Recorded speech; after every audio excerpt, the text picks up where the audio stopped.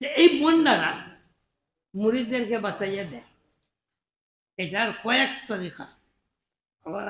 আমার মুরিদদেরকে আমি বলি না, কোনো খাস প্রয়োজনের কারণে কোনো সময় তসব্বুরের শেখ বলে দিই, আর না হয় কেন শিরক হয়ে যাবে। এইটা হলো একটা কাল্পনিক। যেমন আমি এখানে বসছি আর আমি ধারণা করলাম আমি মদিনা মুনাওয়ারা রওজা শরীফ দেখতেছি, ফেরেশতারা যে দুরূদ শরীফ পৌঁছাইতেছেন, যেমন আমি দেখতেছি দেখতেছি না, যেমন আমি দেখতেছি।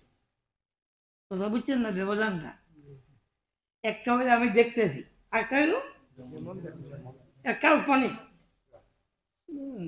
কাল্পনিক যেমন তুমি ইহসান যদি চাইতে চাও, ইবাদতের সৌন্দর্য তুমি যদি উপলব্ধি করতে চাও, সেটা তুমি তোমার মাঝে আনতে চাও, তাহলে তা'বুদাল্লাহ কান্নাকা ফাইন লাম তাকুন তারাহু ফাইন্নাহু ইয়ারাক।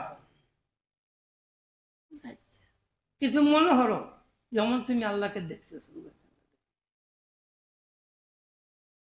তাও যদি না পারো, ইমান প্রত্যেক মানুষের, আমরা যেখানেই থাকি না কেন আমার আল্লাহ আমাকে দেখেন না, তোমার আমল ঠিক হবে, ইহসান আসবে, আমলের সৌন্দর্য আসবে, আমলের মাঝে পাকাপোক্ত আমি আসবে। আচ্ছা, তো এই কাল্পনিক এটা, আরো কাল্পনিককে ওরা বাস্তবের রূপ দিয়ে, যেখানে আমি সেখানে আমার মুর্শিদ, আমি যেখানে আছি আমার মুর্শিদ সেখানে আছে। নাউজুবিল্লাহ। দেখেন, ইলমে মারিফতের একটা স্তর আছে, স্বয়ং মুরিদ। বাবা স্বপ্নে অনেকটা দেখা যায় না? স্বপ্নে কত কিছু দেখা যায়, দেখা যায় কেউ কেহে নবী দিছে, দেখা যায়। বাবা কি বলবো এখন, আমি তো কোনোদিন স্বপ্ন বলি না, এটা আমার, শুনছো কোনোদিন স্বপ্ন? আমি একদিন দেখি আমি নবী হয়ে গেছি, আকাশে উঠতেছি, বেশ উপরে গিয়ে হজরতে ইদ্রিস আলাইহিস সালামের সঙ্গে দেখা হয়েছে। আমি বললাম আপনি তো হজরত ইদ্রিস? বললেন জি। এরপরে চলে আসলাম আমার হজরত শেখ রহমতুল্লাহ তাআলার কাছে। আমি খাপ বললাম, বললেন বাবা আল্লাহর কাছে মাফি চাও, বিরাট পরীক্ষা আসছে।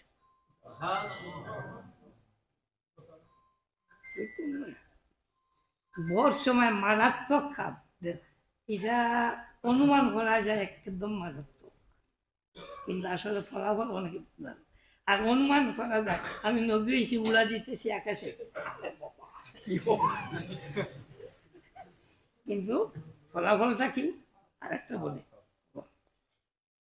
আরে আমার মনে নেই, মানে আজকে তো বলবে দিতে পারে।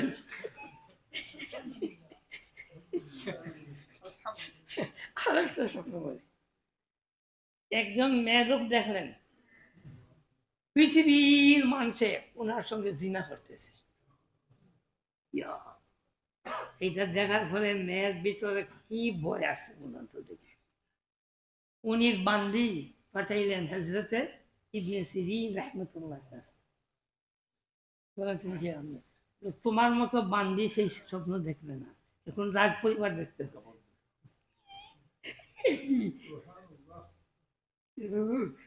আমি বানাইয়া কইতেছি না, আচ্ছা আলহামদুলিল্লাহ আমরা বসাইছি তো,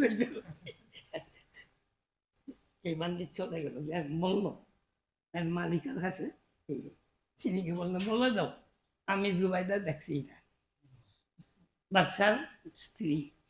হ্যাঁ ঠিক আছে, উনি এমন ধরনের কাজ করবে পৃথিবীর মানুষে অত্যাকিয়া লাভবান হবে, ফায়দা উঠেছে। তাই আরবের জমিনে নাহরে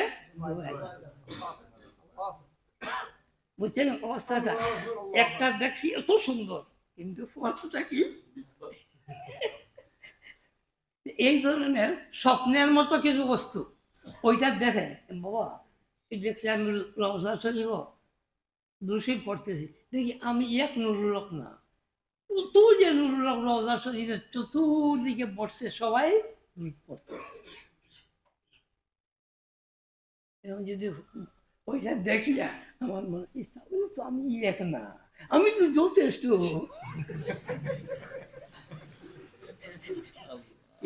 আমার এই কল্পনায় আমি যথেষ্ট হতে পারবো। ইলমে মারিফতে এই তরিকাতে অনেক ধরনের হয়, বসে দেখ বাস্তব বেশ আমি তার বাড়ির সামনে দেখবে রওজা শরীফ, এখানে বসে পড়তে আছে, দূর পড়তে আছে। কতটুকু বলবো আপনাদেরকে, এই সমস্ত কিছু বস্তু রাহমানীয় হয়, শয়তানীয় হয়। তাই আমাদের বুজুর্গানে দিন এই তসব্বুরের শেখ এইটার সবক দেন প্রয়োজনে, আর না হয় এর দ্বারা পাশে মুরিদদেরকে বুঝাইতে দেন না। এটার নাম বরজাকে শেখ। 3 বরজাকের মাধ্যমে 3 দরজা ফাড়ি দেয় না। এই সমস্ত উনি শুনছ তোমরা বলতে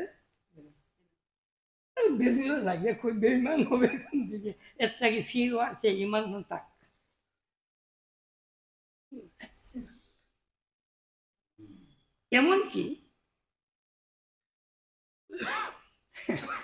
এমনকি বাস্তব ক্ষেত্রে এক মরিদ দেখবে সে তার পুরো শেখের মতো হয়ে গেছে, দাড়ি চক্ষু আয়না দেখতেছে, লুকে দুকে থাকতেছে, লুকাই দুকে থাকতেছে, মানুষ আমাকে কি বলবো, এই অবস্থা হয়ে যাবে। ওটার নাম ফানাফির শেখ। আবার কোন সময় ফানাফির রসুল আসবে, স্বয়ং হয়ে দেখবে মোহাম্মদুর রসুল্লাহ।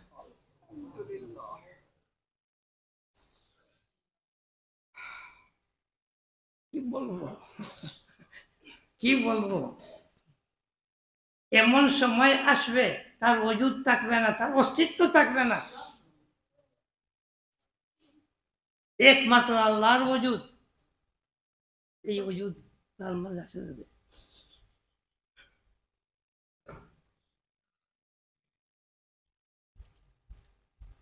মন্তুসুদি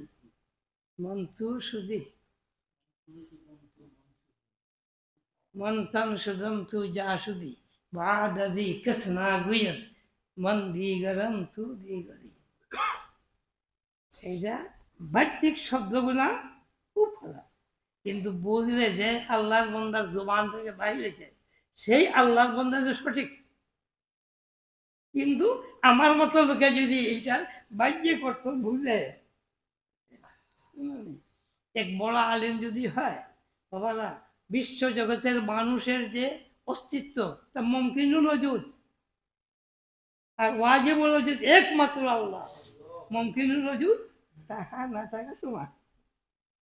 এটা পাঠিয়ে বললাম, এটা আপনাদের জন্য না, মজুদটা এই কথাটা একটু বলছি।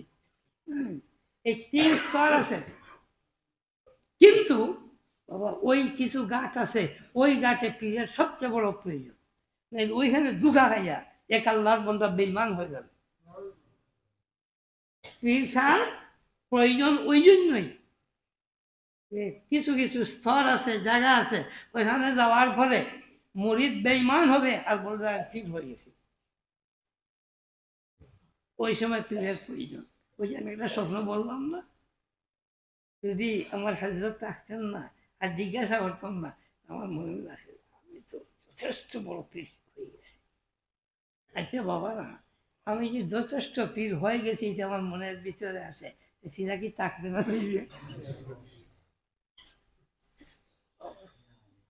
মানুষ যত বড় হয়, আল্লাহর পথে মানুষ যত বড় হয়, হ্যাঁ, মানুষ তার নিজে সে বুঝে আমি এত ছোট।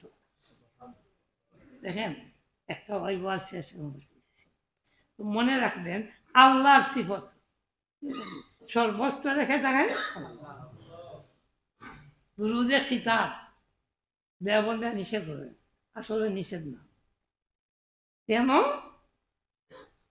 এর বলা হয় মা ইয়াউদ, শেষ নতিজাতে গিয়া সে বুঝবে ওই তো নবী বুঝে যাবে, এইখানে বসে থাকছে, তাই নিষিদ্ধ।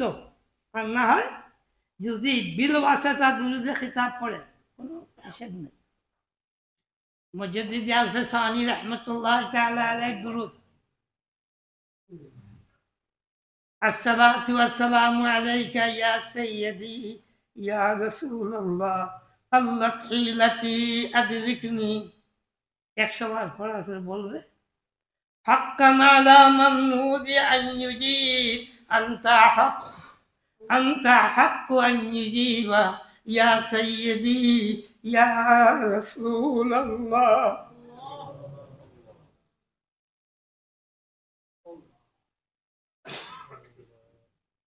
এই মুজাদ্দিদে সানি আল-ফিসানি দিন বুঝেন নাই? বিবসতা কি? আমি দুরুদ পড়তেছি, আমার দুরুদ ফেরেশতা নিয়ে পৌঁছে দিতেছে। আমার এটা আরম্ভণি, কিন্তু ওইটা দুরুদ পড়ার পরে আগাইতে আগাইতে যে জায়গায় নিয়ে আল্লাহ পৌঁছাইবেন সেটা আল্লাহর কাজ, এটা বুঝাইতে পারবেন। আজকে কিছু কথা বলে দিলাম ওর কারণে, নাইলে এই সমস্ত জাতীয় কোনো কথা বোধহয় কোনোদিন কেউ শুনেন নাই। এই তরিকতের কিছু জটিল বস্তু আছে, এটা আমার সব মানুষের মধ্যে আসবে না, তাই এটা বলতে নাই।